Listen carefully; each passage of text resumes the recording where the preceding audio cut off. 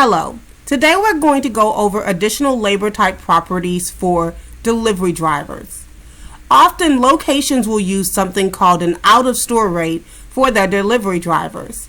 The out-of-store rate basically allows the location to pay the driver one rate when they are out on the road and a different rate when they are in store and not out being dispatched on an order. To set the out-of-store rate default for delivery drivers, you can do so under Config, System, and Labor. By selecting the driver labor type, as you can see, you can enable the ability to use out-of-store rate and set the default rate as something a little bit lower than what they get paid hourly when they're in store to account for the tips. So if I hit save, every single delivery driver, when they are dispatched, will receive a different rate of $4 when they are dispatched on an order, but they will still get the default rate of $8 when they are in store. Now, say for instance you have a delivery driver that's been with the location a little bit longer, so their rates and their compensation is a little bit different.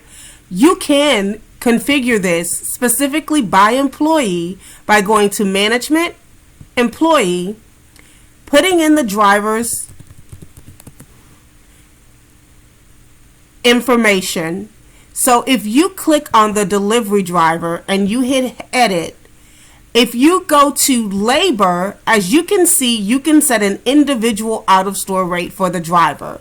So if you don't want to set a default and you only want this specific driver to have an out-of-store rate, you would set this rate down here at the bottom. If you want this driver to have a different out-of-store rate, but you want to keep the default, but this driver's rate is a little bit higher, so theirs is $5, this $5 will overwrite the default setting. The same goes for driver compensation. Under driver info, you have the ability to give additional driver compensation to a driver that's been here a little bit longer. So say for instance your normal compensation for a driver is $1, but because this driver has been here longer, they make $2 for every single delivery order that they take. This will add to the current system's driver compensation and pay the driver, instead of paying them $1, they will make $3 per run.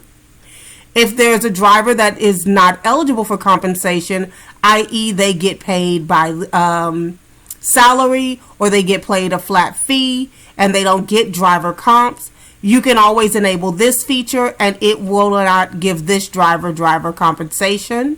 And the same thing with the starting bank. If you don't want the driver to have a starting bank upon being logged into the system, then you can enable this feature, and for this specific driver there will be no bank distributed at the time of being clocked in and dispatched on their first order. So these are just a few additional features that you can enable on a case-by-case basis or an individual basis for a delivery driver.